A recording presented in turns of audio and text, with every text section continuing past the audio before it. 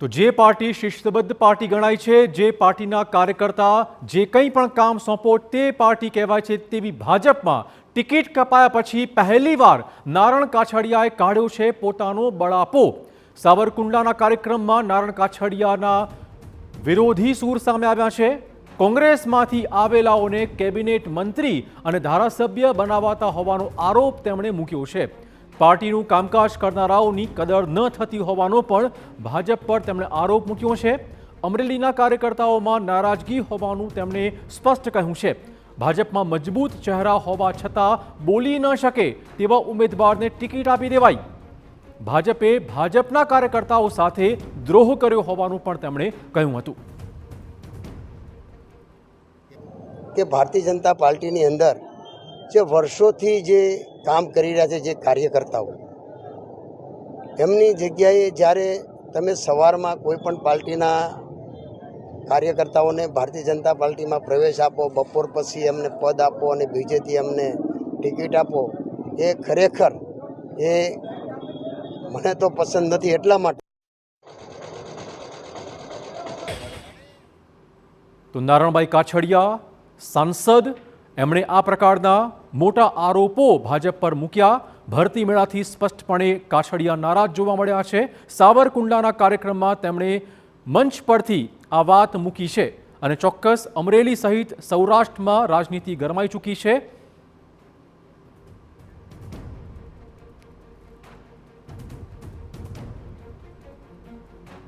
તો ટિકિટ કપાયા પછી પહેલીવાર મંચ પરથી નારણ કાછડિયાનું નિવેદન।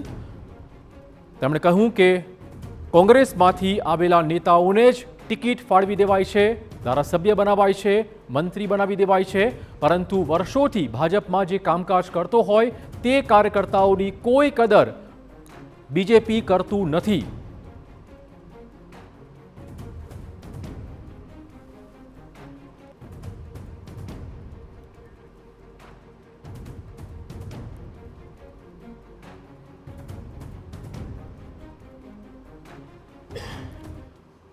તો નારણભાઈ કાછડિયાના બળાપા મુદ્દે કોંગ્રેસના ઉમેદવાર જેની ઠુમ્મરો ભાજપ પર પલટવાર સામે આવ્યું છે।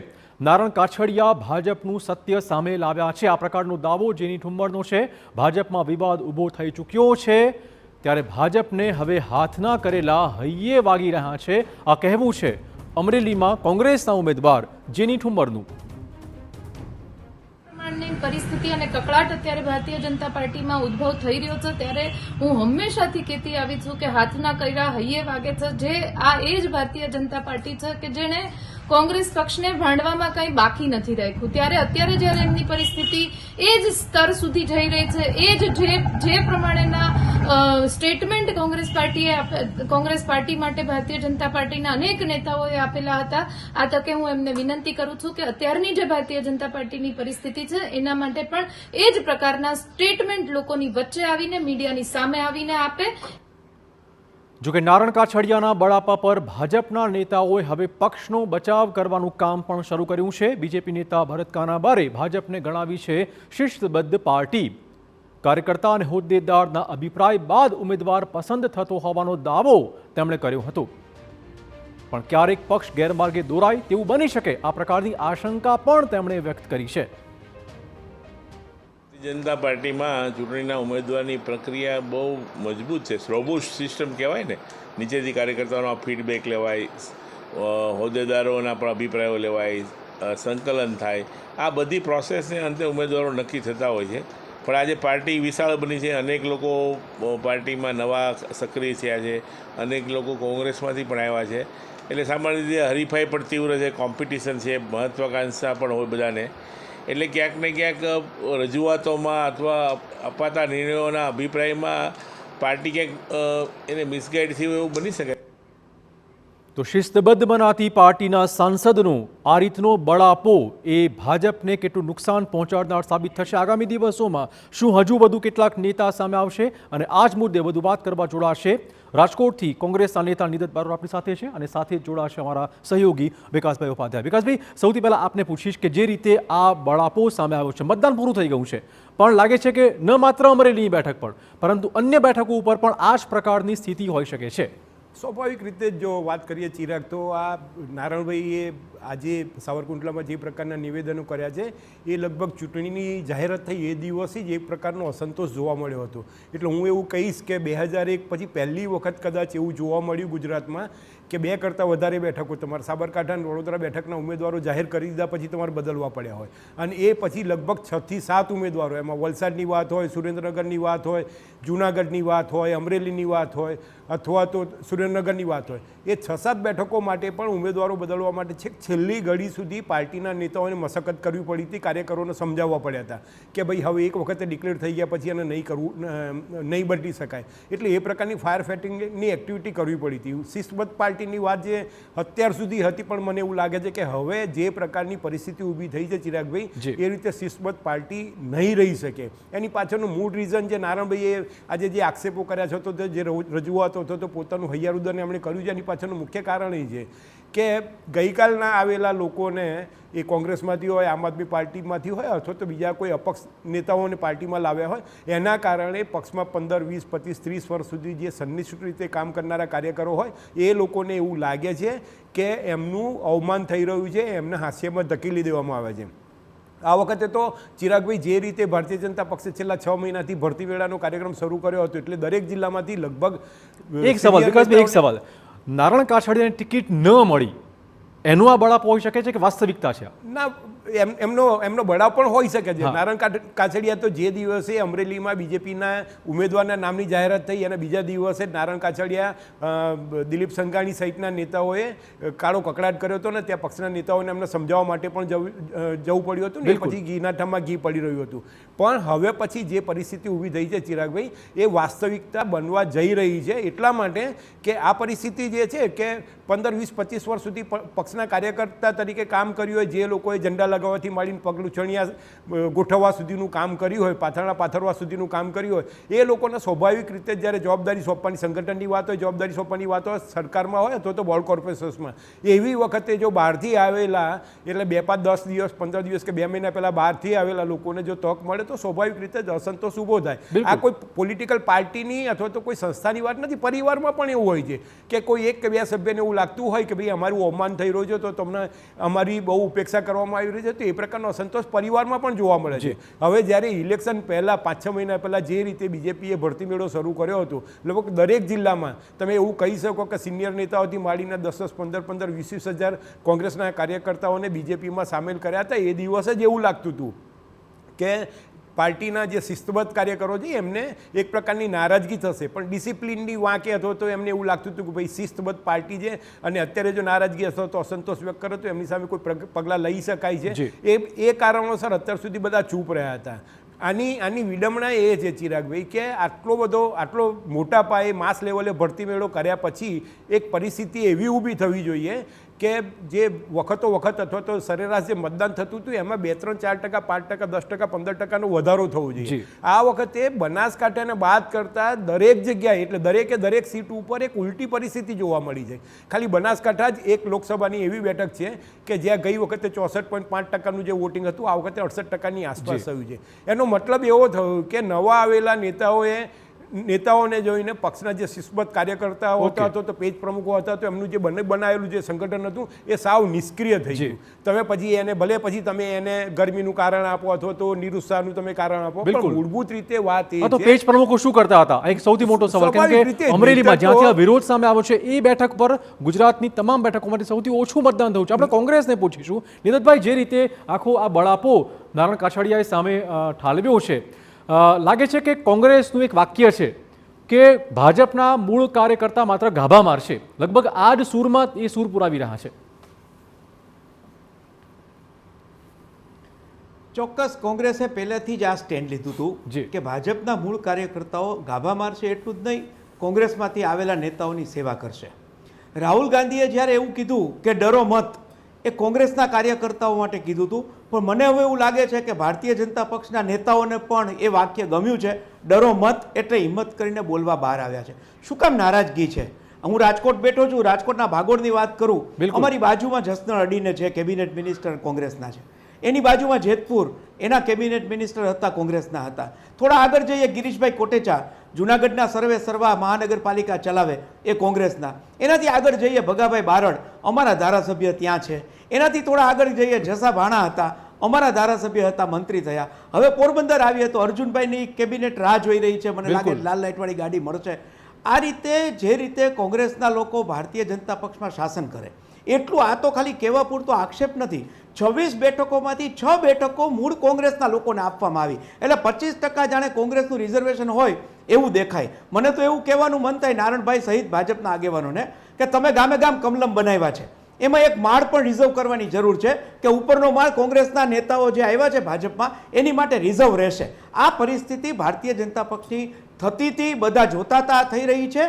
અને ભાજપનો શિસ્તબદ્ધ કાર્યકર્તા આ કેવી પરિસ્થિતિમાં ભારતીય જનતા પક્ષ હતું. રાજકોટ મહાનગરપાલિકામાં એક કોર્પોરેટર એનું કોંગ્રેસમાંથી ભાજપમાં જાય એટલે કોંગ્રેસનું શાસન તૂટે, આ સ્થિતિ થયેલી હતી.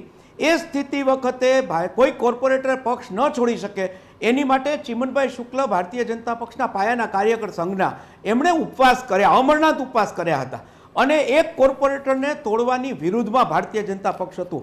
આ ભારતીય જનતા પક્ષની ઇતિહાસ હતો. અત્યારે ભારતીય જનતા પક્ષ ભારતની અંદર ડર્ટી પોલિટિક્સ માટે વખણાય છે. ડર્ટી પોલિટિક્સ એટલે શું? માત્ર ને માત્ર સત્તા જોઈએ. વિધવા બહેનોના ફ્લેટ લઈ લેનાર અશોક ચૌહાણને ભારતીય જનતા પક્ષ રાજ્યસભાનો સભ્ય બનાવે. અને આ આક્ષેપ કોંગ્રેસ તરફથી નથી, ખુદ નરેન્દ્રભાઈ મોદીએ મહારાષ્ટ્રમાં જઈને એવું કીધું હતું કે કોંગ્રેસના મુખ્યમંત્રી ચૌહાણ વિધવા બહેનોના ફ્લેટ લઈ લીધા છે. આ શબ્દ પ્રયોગ જેની માટે હતો એને તમે રાજ્યસભામાં બેસાડો, વગર ચૂંટણીએ જીતાડો તો મને લાગે છે કે ભારતીય જનતા પક્ષના કાર્યકર્તા નહીં, આમ પ્રજા સામાન્ય લોકોને પણ એમ થાય છે કે ભારતીય જનતા પક્ષ માત્ર સત્તા મેળવવાની લાલસા માટે. તમે જે નામો ગણાવ્યા છે એમાં એવું ફલિત થઈ રહ્યું છે કે જે મતદાતા છે એ પંજાને કે કમળને નહીં પરંતુ વિશેષ વ્યક્તિ વિશેષને વોટ આપે છે. થોડા સમય પહેલા એવું હતું કે મતદાતા એવું કહેતા કે અમે ભાજપને મત અરે કોંગ્રેસને મત આપીએ તો પણ તમારા નેતા ભાજપમાં જતા રહીએ છે ને મત ભાજપમાં ટ્રાન્સફર થાય છે.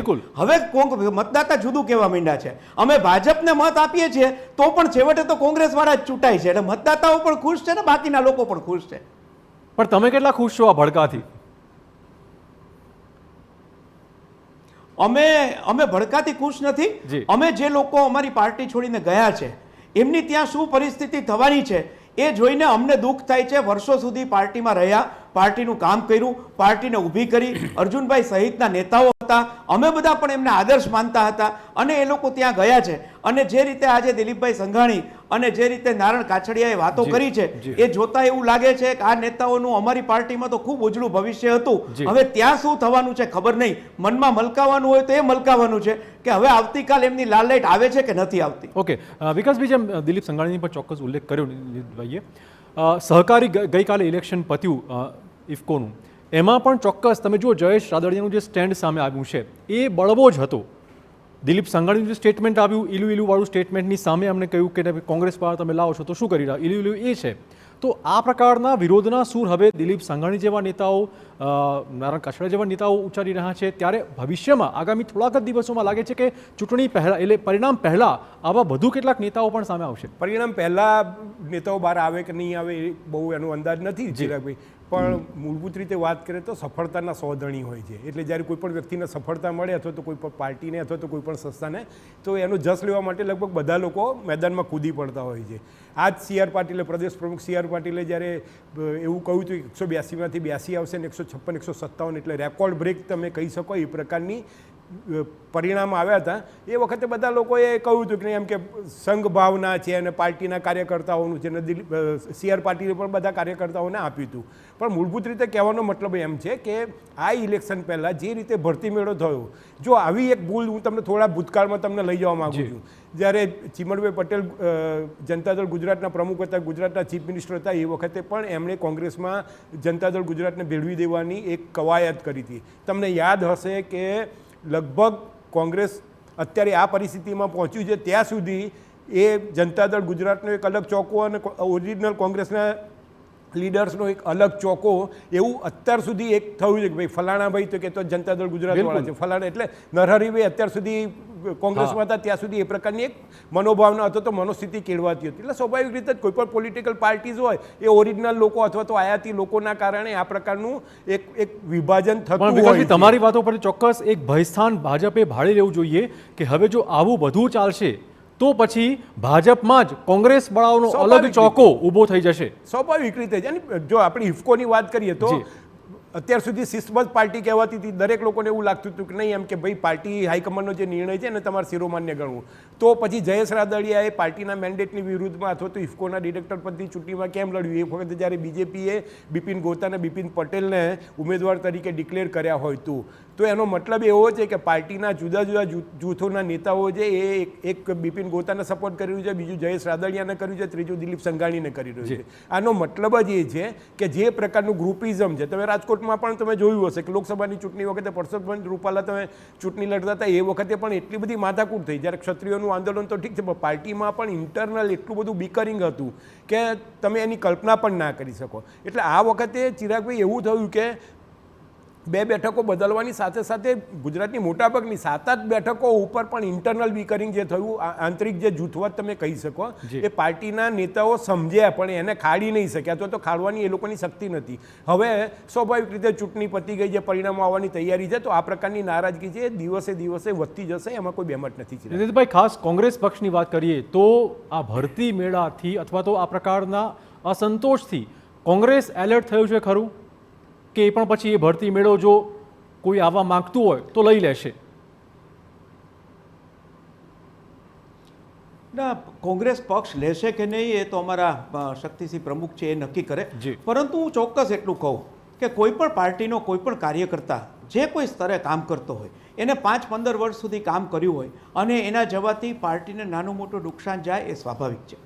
કોંગ્રેસ પક્ષને પણ નુકસાન ગયું જ હશે અને કદાચ એ કારણે જ અમે પણ વિધાનસભાની ચૂંટણીઓથી માંડીને ઘણી બધી જગ્યાએ નાની મોટી હારનો સામનો કર્યો હશે. બિલકુલ. પરંતુ અત્યારે તો મુદ્દો એ હતો કે જ્યારે પાટીલ સાહેબ આવ્યા પ્રમુખ તરીકે ત્યારે એમની પહેલી જાહેરાત હતી કે અમે કોંગ્રેસના આવનાર લોકો માટે દરવાજા બંધ કર્યા છે.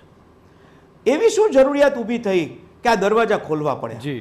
એમની ક્ષમતા નથી, એમના કાર્યકરોની ક્ષમતા નથી. મને એવું લાગે છે, જો હું વ્યક્તિગત રીતે અભિપ્રાય આપું તો ભારતીય જનતા પક્ષના કાર્યકર્તાઓ ફિલ્ડ ઉપર, રોડ ઉપર કામ કરવાને લાયક છે.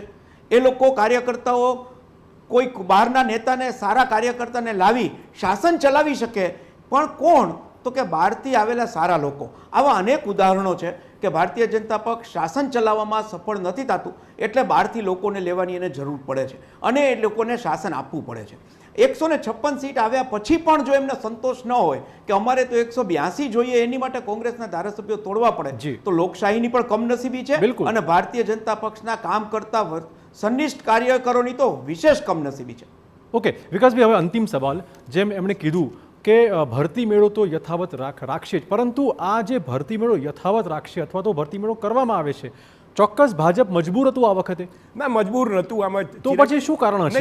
દરેક રાજનેતાની, દરેક પોલિટિકલ પાર્ટીની એક સ્ટ્રેટેજી હોય છે. આ વખતે એક સ્ટ્રેટેજી એવી હતી, જો તમને યાદ દેવડાવડાવું તો બીજેપીના બધા જ નેતાઓ એક ગળું ખોખારીને કહેતા તો ડંકાની ચોટ પર કહેતા હતા કે 26 બેઠકો ઉપર હેટ્રિક કરવી છે, એટલે આ ત્રીજી વખતે 26 બેઠકો જીતવી છે.